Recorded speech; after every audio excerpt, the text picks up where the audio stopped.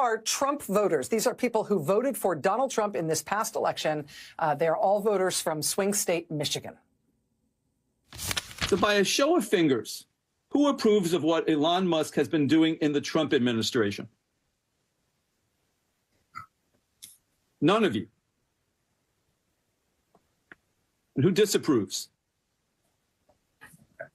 All 7 of you.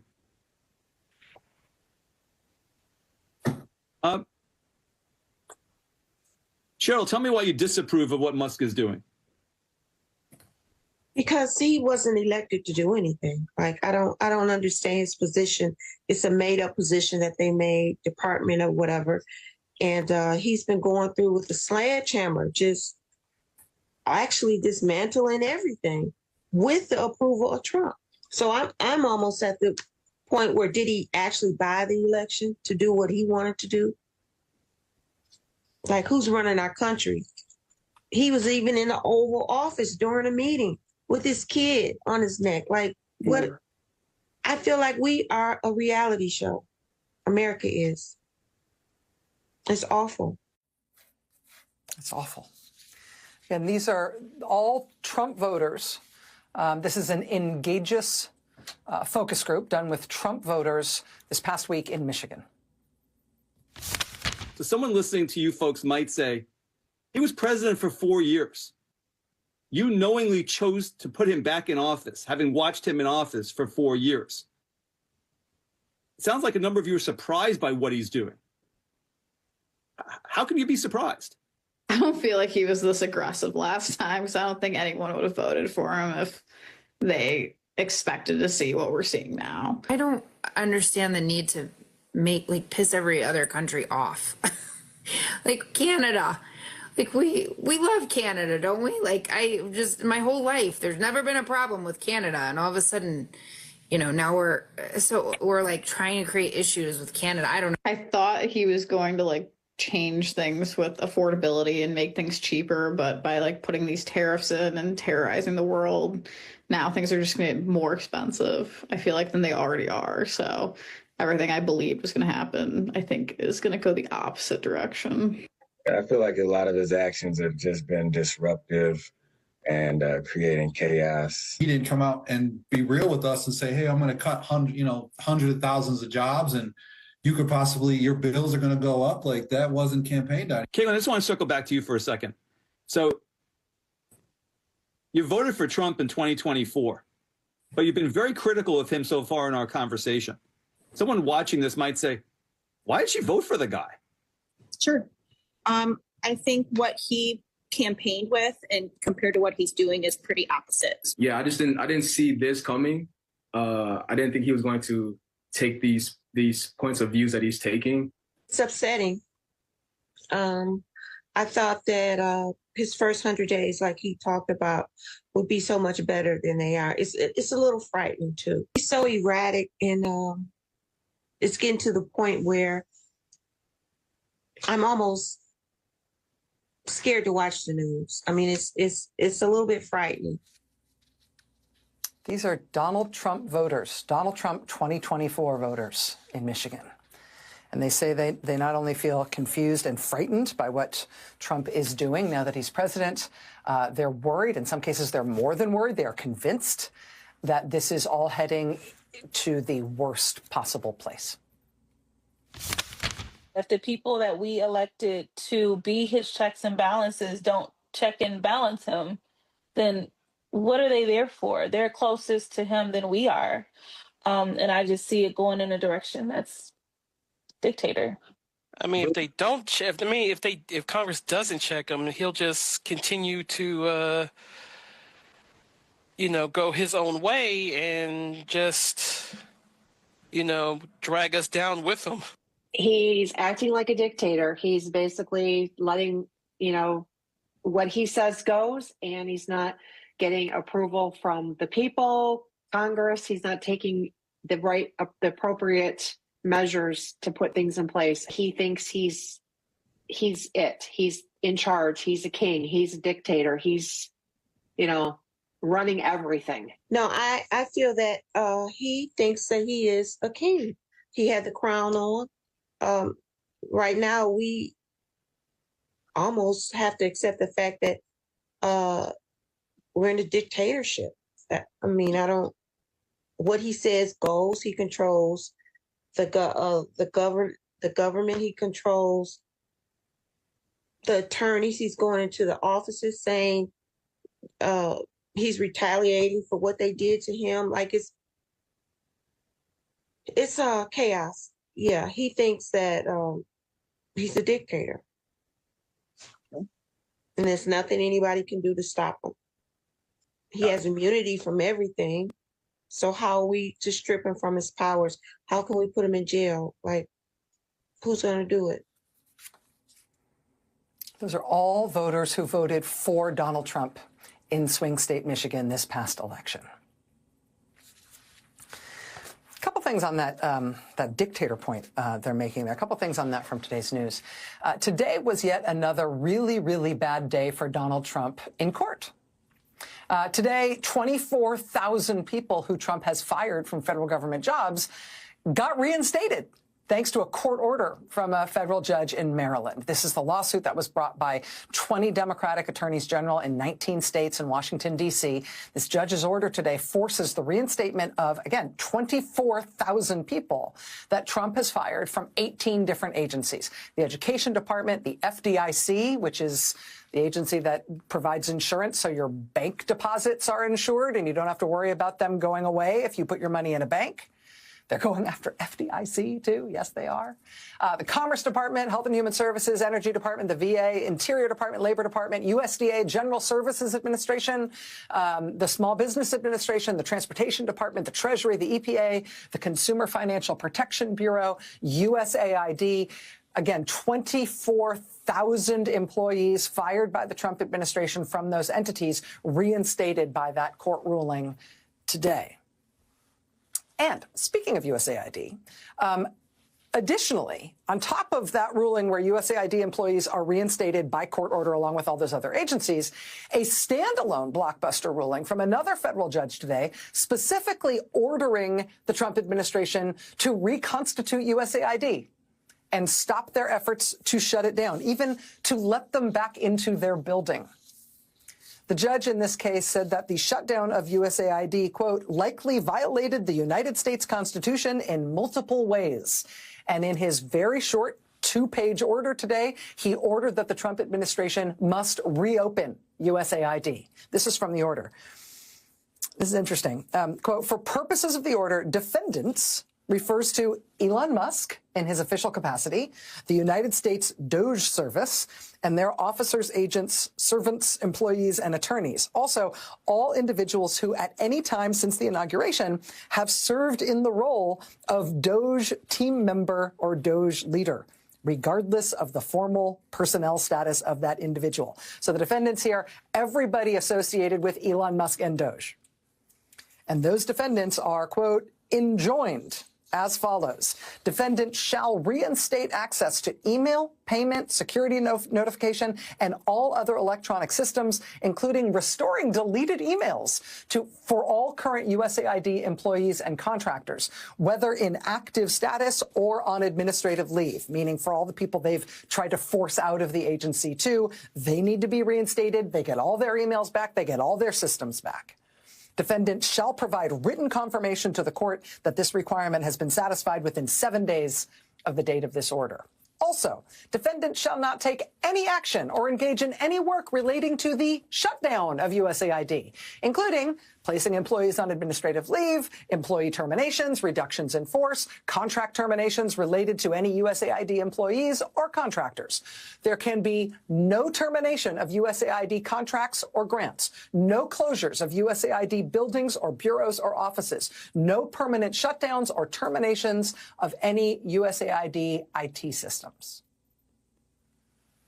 Within 14 days, defendant shall submit to this court a written agreement among all necessary parties that ensures that USAID will be able to reoccupy its building, will be able to reoccupy USAID headquarters at the Ronald Reagan Building in Washington, D.C.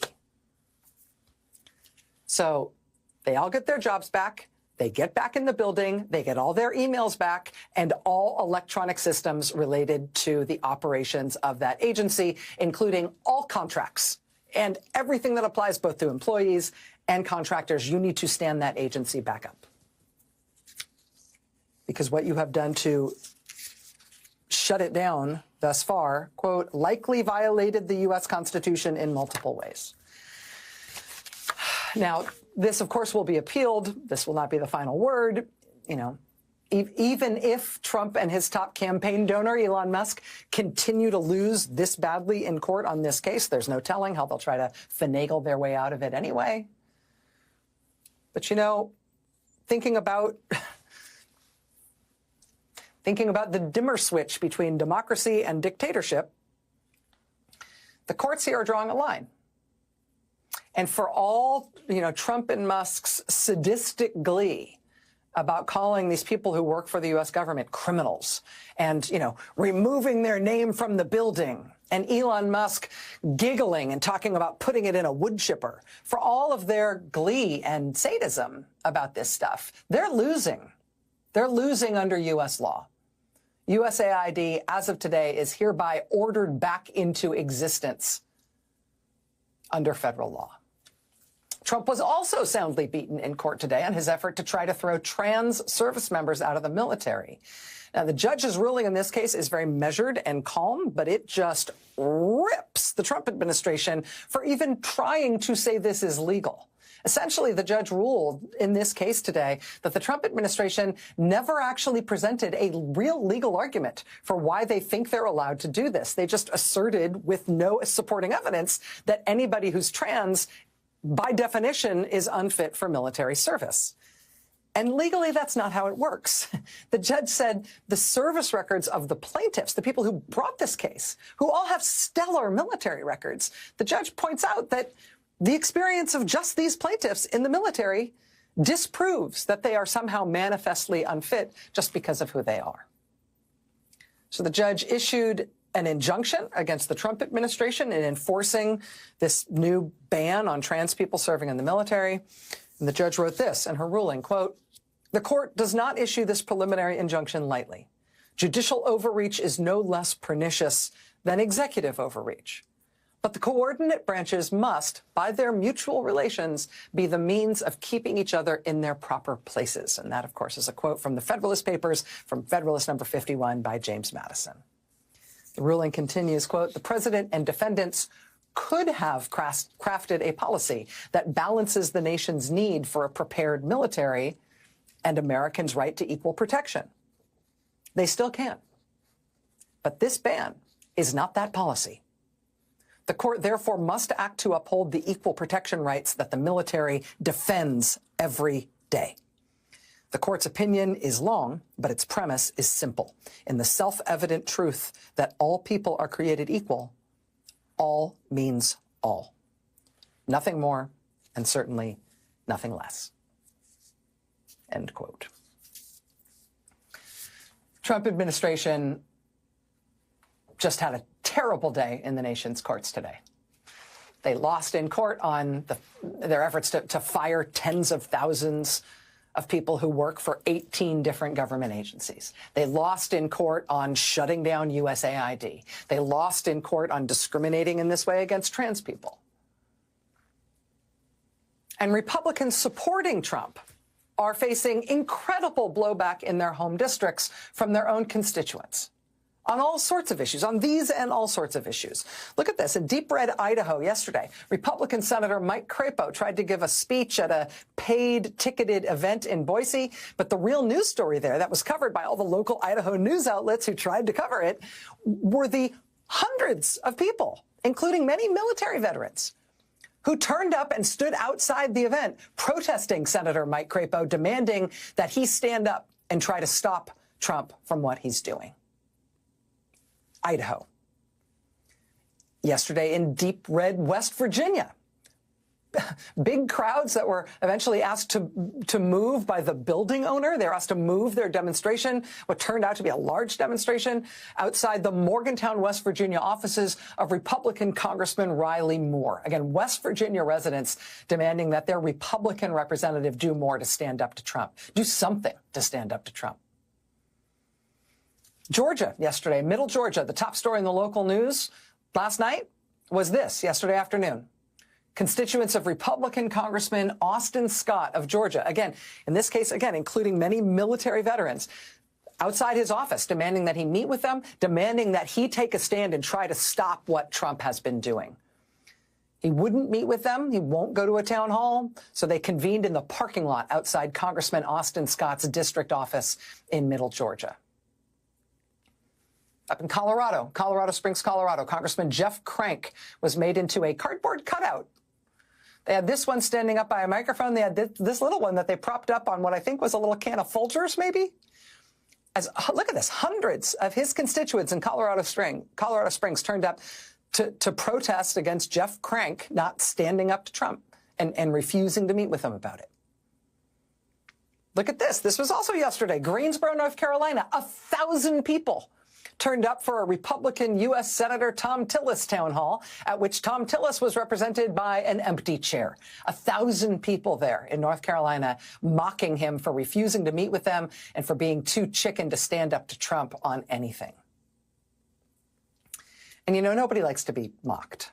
It's never a nice feeling, even if you deserve it. It's a whole different level of difficult to deal with, though, when the people who are mocking you are a choir of little old ladies who are mocking you in song.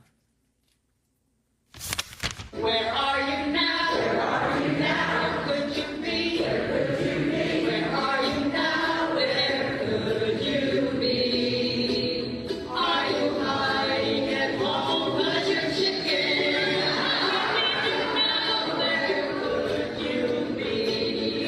Oh, Tillis, please. Oh, Tillis, please. Just do your job. Just do your job. Oh, Tillis, please. Just do your job. Oh, how I want to be in that number when you finally do your job. Greensboro, North Carolina, constituents of Republican Tom Tillis, who can hold a tune. For all the different ways that Donald Trump and his top campaign donor, defendant Elon Musk, are terrifying and turning off even their own voters, as we saw in those focus groups in Michigan, and all the ways they are terrifying and turning off and angering people who live in Trump Republican districts, for all the loss after loss after loss after loss they are being dealt in the courts. There's one other element of what's going on with Trump that I want to point out here as a matter of, I just think this needs to be factored in more regularly when we talk about the public reaction to Trump, when we talk about public opinion of what he's doing. Because there is one thing about his presidency that, I mean, for all of the other unpopular and failing things about this young presidency, there's one thing about this presidency that is just unprecedented in how radically out of step it is with the American people. There's such a difference between what Trump wants and what the American people want on one particular issue that I actually think it is not sustainable in normal small d democratic terms. So I just want to stick a pin in this because I think this is important now and it's going to get more important as things get weirder and weirder. This is from the NBC News poll that just came out yesterday. Americans were asked, in the war between Russia and Ukraine, with which of those countries do you sympathize more? Ukraine, 61% of Americans said, I sympathize more with Ukraine. Russia, the proportion of Americans who say, I sympathize more with Russia is 2%. 2% sympathize with Russia. Americans are asked, okay, well, that's where your sympathies are. Where do you believe the president's sympathies are? Where do you think Trump's sympathies are? Ukraine, 8%. Russia, 49%. Overall, Trump is underwater by minus 13 points on his handling of the war between Russia and Ukraine. significant majority of the public thinks that he is wrong in his handling of the Russia-Ukraine war. Americans asked specifically, hey, what's your idea, what's your view on Russia? The proportion of Americans who view Russia positively right now is 6%. The proportion of Americans who view Russia negatively is 68%. How about Vladimir Putin, the guy? How about himself? The proportion of Americans who have a positive view of Vladimir Putin is 3%. The proportion of Americans who have a negative view of Vladimir Putin is 84%. Okay? So the American view on this is very clear. And the American people are very aware of how different Trump's view is to their own. Duck Walk by Ariel Williams. Henrietta Wilkins rushes to church one Sunday morning, accidentally leaving her gate open. Her duck, Duckwaisha, seizes the chance to take her 5 ducklings to the local pond. Along the way, the ducklings fall into a manhole, causing a town-wide rescue effort. After a frantic search, Duckwaisha finds her ducklings safely swimming in the pond, and the heartwarming story makes local news. Meanwhile, Henrietta realizes her mistake and panics, but the firemen reunite her with Duckwaisha and her ducklings, bringing a happy ending to their adventure. Get your digital copy today at lulubooks.com and experience the adventure in EPUB or PDF format. Make sure you have a compatible reader to dive into this unforgettable journey. Don't miss out, unlock the secrets, and let the terms and conditions of a king, a new beginning. Ariel, with her young daughter Jasmine, walked into the optical lens store one day to find King being verbally attacked by his coworkers. Witnessing this harsh treatment, Ariel immediately felt a deep sense of sympathy and concern for King. She stepped in, offering support, which forged a strong bond of friendship between them. Over time, as their friendship blossomed, they began to share their personal lives and struggles. Eventually, they both discovered something astonishing. They had been connected for much longer than either realized. They had been meeting in a shared dreamscape, where they had formed a deep, unspoken connection. Ariel had been there to comfort King in a difficult time, offering him advice, unaware that their paths would eventually cross in the waking world. This revelation deepened their bond, and they began to explore not only their growing friendship but also the strange, mystical connection they shared through their dreams. Get your digital copy today at lulubooks.com and experience the adventure in EPUB or PDF format. Make sure you have a compatible reader to dive into this unforgettable journey. Don't miss out, unlock the secrets, and let the story begin. A Dying Planet, The Last Harvest. In the year 2060, Earth is a shadow of its former self, choked by pollution, endless concrete, and abandoned by nature. Only a small fishing village by the sea has managed to preserve the planet's last untouched forest. In this dying world, June and Win, 2 young girls and the last children in their village, cling to the remnants of hope and innocence. Win roams the forest, collecting the season's last harvest, while June sings songs that echo with a haunting beauty through the village. Get your digital copy today at lulubooks.com and experience the adventure in EPUB or PDF format. Make sure you have a compatible reader to dive into this unforgettable journey. Don't miss out, unlock the secrets, and let the story begin. Sable's Song, A Siren's Journey to Joy. Once upon a time, in a small, worn-out town in Middle America, there lived a little child named Sable. Worn into poverty, Sable's body was frail, so thin that you could see her bones, but her heart was filled with an exuberance that not even hunger could dull. Sable was awkward, with dark, deep-set eyes that sparkled with innocence and wonder. Despite being born a boy, Sable always knew she was different. Inside her lived a girl, bright and effervescent, waiting to bloom. Get your digital copy today at lulubooks.com and experience the adventure in EPUB or PDF format. Make sure you have a compatible reader to dive into this unforgettable journey. Don't miss out, unlock the secrets, and let the story begin. Appetite for destruction. In the year 2032, the world teetered on the brink of disaster as humanity faced a nightmare no one could have foreseen. Food, the very thing that sustained life, had turned into a weapon of terror. It all began in a remote factory in China, shrouded in smoke and shadows.